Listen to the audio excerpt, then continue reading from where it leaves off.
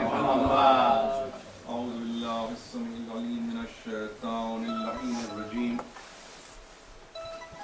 بسم الله الرحمن الرحيم الحمد لله الذي ذكره شرف للذاكرين وطاعته نجاة للمطيعين وحمده عز للحامدين وشكره فوز للشاكرين والصلاة والسلام على سيد الأنبياء والمرسلين أبي القاسم محمد اللهم صل على محمد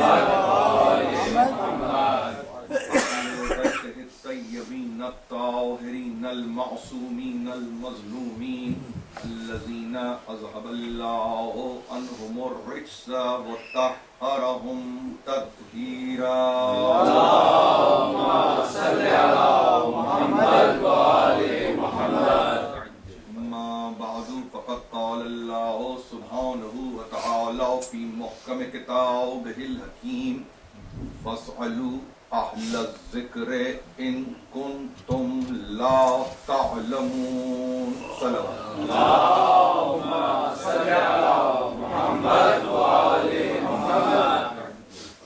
آغاز مجلس میں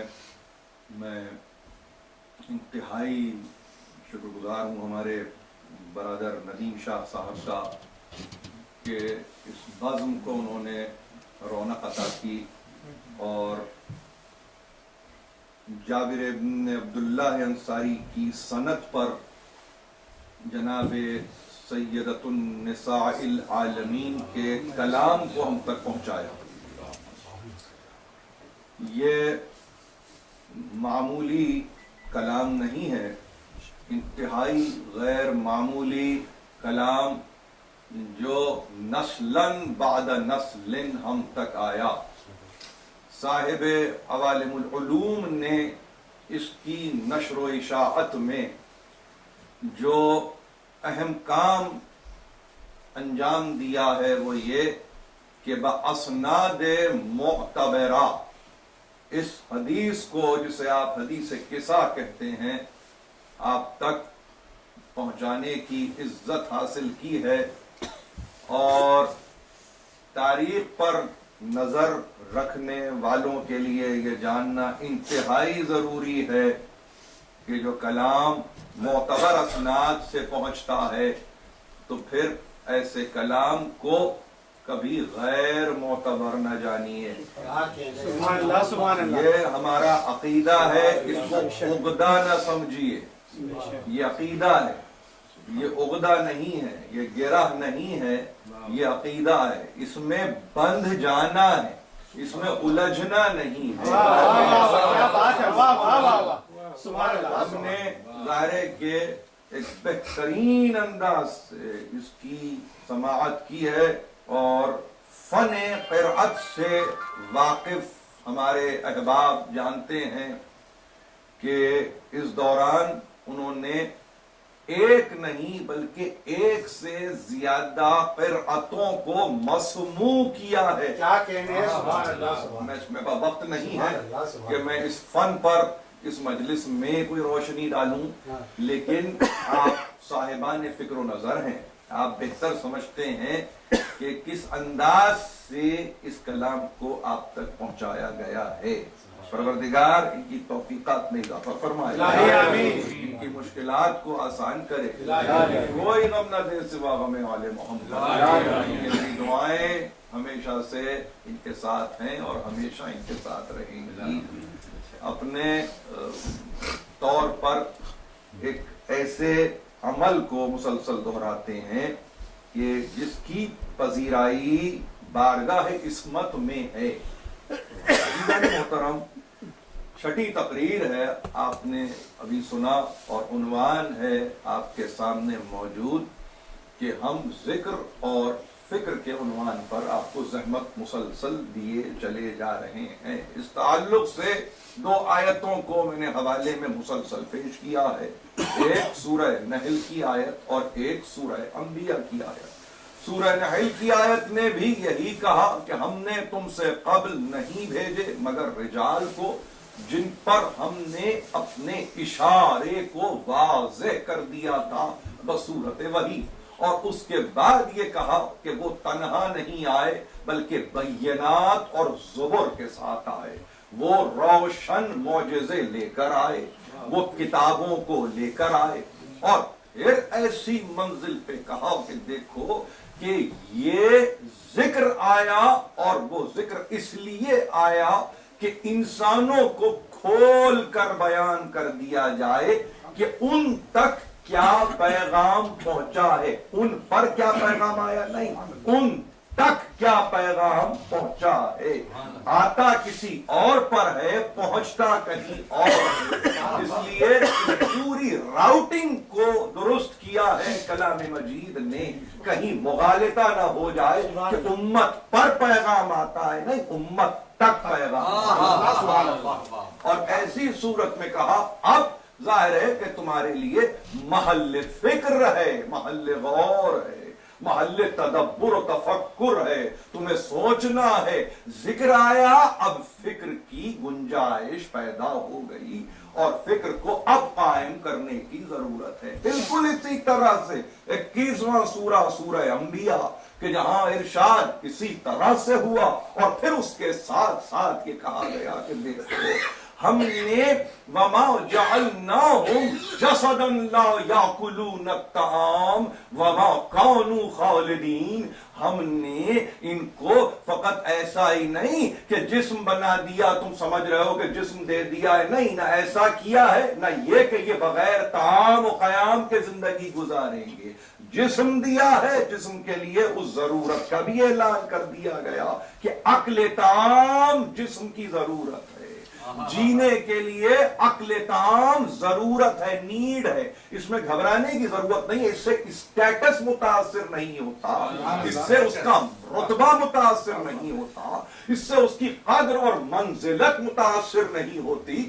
بلکہ اس سے تو تمہارے عقیدے میں ایک مضبوطی پیدا ہو جاتی ہے کہ تم یہ کہہ سکو کہ ہم میں آیا تھا ایک بشر، فرشتہ نہیں تھا، فرشتہ نہیں تھا۔ یہ بہت اہم کلام ہے، اور اس کے بعد فقط جسد کے تعلق سے گفتگو نہیں بلکہ کہا وما کانوا خالدین، بلکہ یہ بھی کہا کہ ہمیشہ رہنے کے لیے بھی نہیں آیا۔ اگر تم سمجھتے ہو یہ گھبراہٹ تمہیں ہو رہی ہے، تمہارے عقیدے میں کوئی پریشانی ہو رہی ہے، تو یہ بھی نہ سمجھنا ایک معین مدت تک کے لیے ہم تمہارے درمیان اس کو رکھیں گے۔ اور اس کے بعد کہا ثم، پھر ہم نے کیا کیا، پھر ہم کیا کرتے ہیں، صدقناہم الوعدہ، ہم نے اپنے وعدے کو، ظاہر ہے کہ جو ہم نے ان سے کیا تھا ہم نے اس کو پورا کر دیا، اور اس کو پورا کیسے کیا،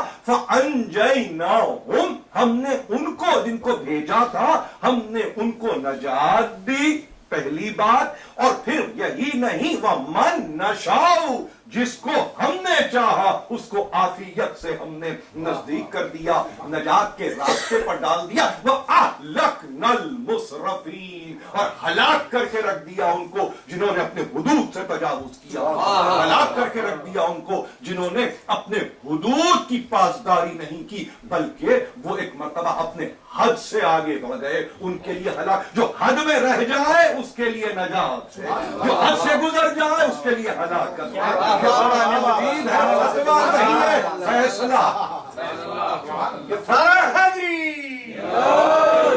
عظمت محمد آل محمد پر بلند تر صلوات۔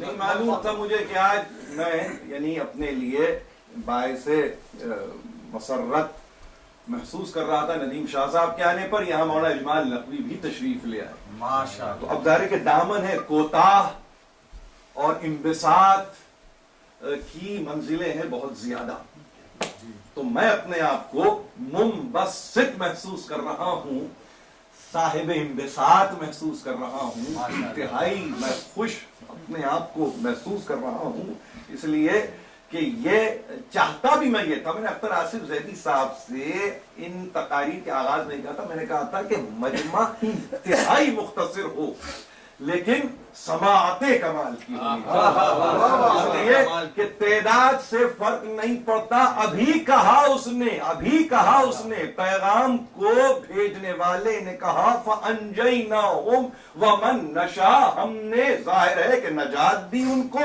اور ہم نے جسے چاہا نجات سے آشنا کر دیا. ظاہر ہے مگر جنہوں نے اسراف کیا, حد سے تجاوز کیا, ہم نے انہیں ہلاکت میں مبتلا کیا. بہت تھے ہلاک ہونے والے, کم تھے جنہیں نجات میسر ہو رہی تھی.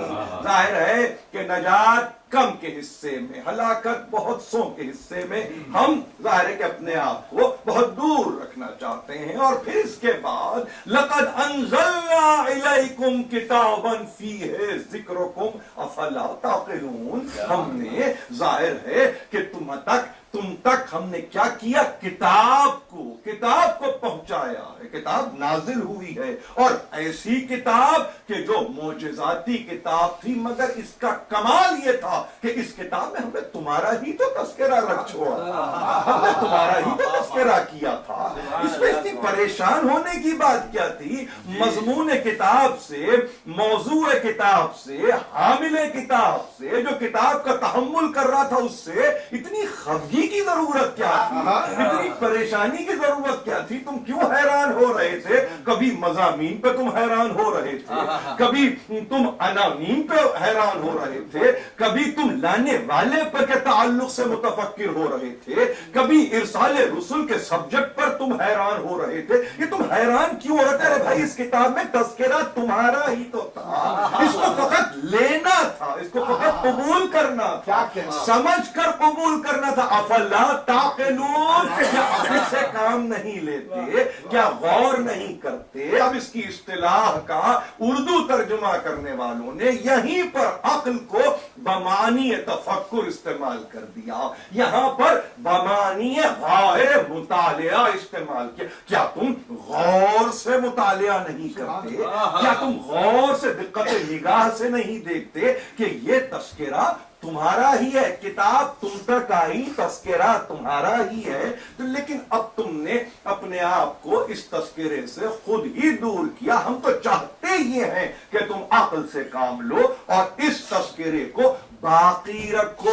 ذکر اور فکر کی منزل ہے. میں نے عرض کیا ہے ذکر کا نتیجہ فکر ہے, فکر کا نتیجہ ذکر نہیں ہے. اپنے تفکر کو بغیر تذکر کے داخل نہ کیجئے. تذکر پہلے ہے, تفکر بعد میں ہے. یہ جملہ دہراتا اس لیے وہ ظاہر ہے کہ کچھ احباب آج کی تقریر میں آئے ہیں, ان کی سماعت پر بار بنے بغیر میں یہ کہہ رہا ہوں کہ یہ مقدمہ لے کر میں یہاں کی تقاریر میں آگے بڑھنے کی ہمت کر رہا ہوں. ظاہر ہے کہ اس میں آپ کی دعائیں شامل حال ہیں, اس میں پروردگار کی طرف سے توفیقات کے لیے میں خود اس کی بارگاہ میں دستہ یوں سمجھیے کہ دعا کر رہا ہوں. اور پھر اس میں ظاہر ہے کہ اب جو کچھ مل رہا ہے اسی آستانے سے مل رہا ہے. یہ گھرانہ جس کا تذکرہ ہم کر رہے ہیں, جو اہل ذکر کی صورت میں قائم ہے, انہی پہ بھروسہ ہے اور انہی پر یقین جانیے جو کچھ بھی ہے وہ ان کے تعلق سے ہے. اس منزل پر ایک عجیب بات ہے, ایک عجیب فکر ہے جس کو کہ بہت گہرے طور پر اپنی فکر میں حصہ بنایا ہے صاحب تفہیم قرآن نے, اور انہوں نے ایک ایسے مسئلے کو حل کر کے رکھ دیا کہ جس کے لیے امت بڑی حیران تھی. شروع سے ایک حیرانی ہے. تفہیم پر سب کی نظر ہے, صاحب تفہیم سے بخوبی واقف ہیں, عقائد پر آپ کی گہری نگاہ ہے, مضمون آپ کے سامنے ہے, نحل بھی آپ کے سامنے ہے, انبیاء بھی آپ کے سامنے ہے, یہ آیت ذکر کے تعلق سے, اہل ذکر کے تعلق سے بھی آپ کے سامنے ہے, سب کچھ آپ کے سامنے ہے. ایک چھوٹا سا حاشیہ ہے مگر بہت خوبصورت حاشیہ ہے. دیکھیے جہاں پر کسی چیز پر میں معترض ہوتا ہوں تو ایسا نہیں کہ اپنے اعتراض کو آپ کی خدمت میں پیش کرتا ہوں, میں اس اعتراض کو پیش کرتا ہوں جو علماء اسلام نے قائم کیا. مثلا جلدی سے یہ کہہ دوں, اہل ذکر اہل کتاب نہیں ہے. بس ایک تو تذکرہ میں نے اپنی گزشتہ مجالس میں کر دیا, انہوں نے لکھ دیا اہل ذکر کے نیچے اہل کتاب لکھ دیا. علماء نے کہا نہیں, اہل کتاب بائی ڈیفینیشن کچھ اور ہے, اہل ذکر بائی ڈیفینیشن کچھ اور ہے. آپ کبھی بھی بھی یہ نہیں چاہیں گے, کوئی بھی یہ نہیں چاہے گا, کوئی مسلمان یہ کبھی نہیں چاہے گا اسے کوئی یہودی ڈکٹیشن دے, کوئی مسلمان یہ نہیں چاہے گا فکری طور پر کوئی نصرانی اس کی ہدایت کرے. تو لہذا اہل کتاب کے لفظ کو ڈیلیٹ کر دینا چاہیے, اہل ذکر